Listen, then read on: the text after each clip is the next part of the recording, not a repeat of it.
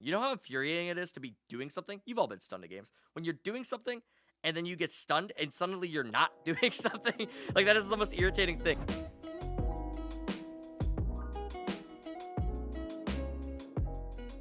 So today, the specific topic that we're going to talk about is stuns in a game like Project A. So I think that this is interesting because when you think of like an FPS, you think, man, stun sounds kind of weird.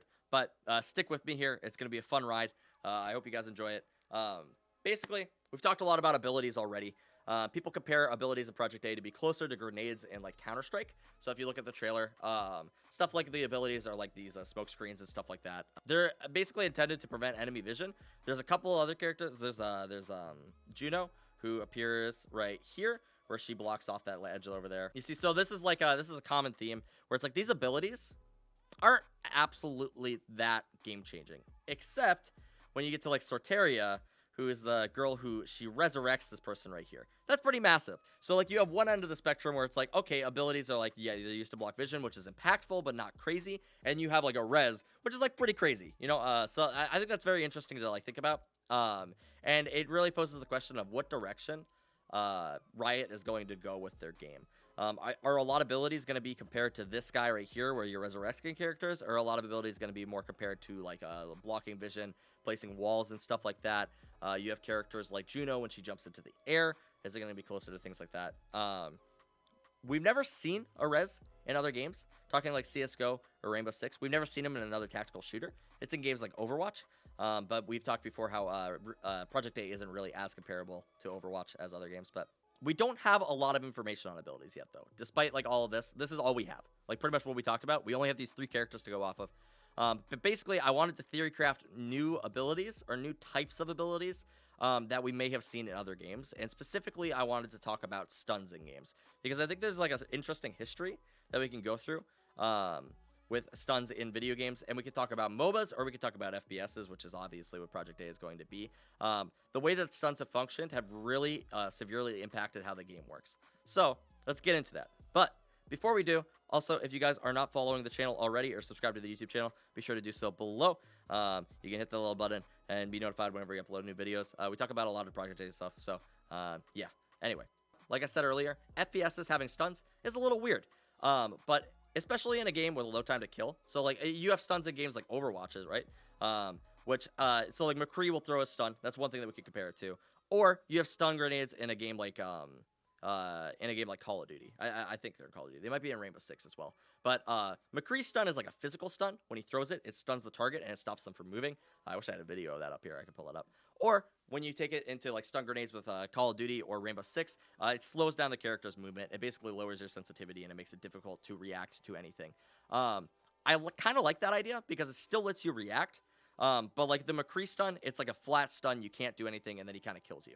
So if you're playing somebody like Tracer, for example, this is a very strong ability against her.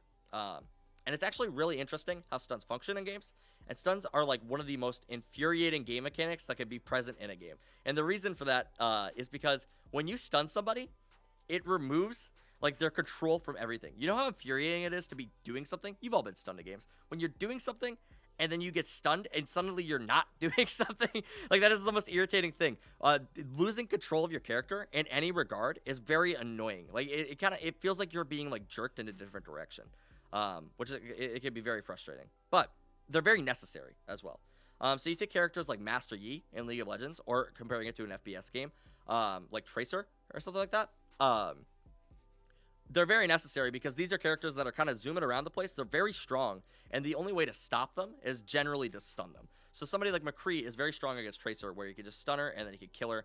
That's a good way to deal with her. However, when stuns are done poorly, it can make some games like really not fun to play. So although they're necessary, they can be done correctly and they can be done incorrectly, and I think that's kind of what I wanted to talk about today.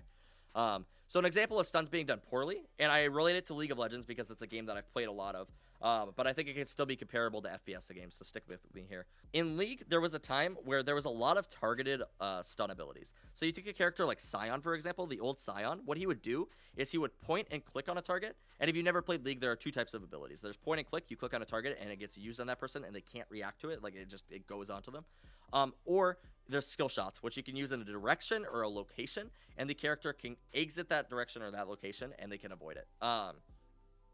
the reason that point and click stuns were so bad is because you could not react to them, and the impact of them was so high.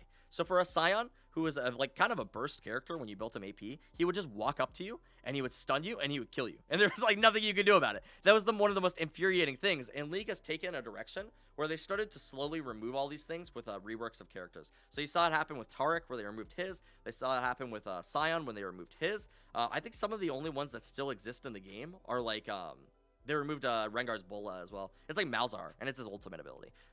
So they've already done a job on trying to remove these things because it has been deemed that these are bad mechanics. Things that you can't react to are really bad mechanics to have in a game. So when you start looking at games like Overwatch, it's really interesting where you have a McCree stun, which he throws out, and it's a very strong ability, and it can be used to stop characters like Tracer. But if you're playing a really good Tracer, she can avoid that. Like, there's things that she can do about that stun. She can stay out of range of it. She can bait it out, and she can dodge it. There's a lot of things that she can do there. Or she can literally change characters. Like, she doesn't need to play Tracer. And those are all counterplay to this mechanic. As opposed to if he could stun a target and just kill them, that's not very fair, and it's not very fun to play against. There's kind of like an idea in video games where, a misconception, I guess, where losing is supposed to feel bad, and that's not true.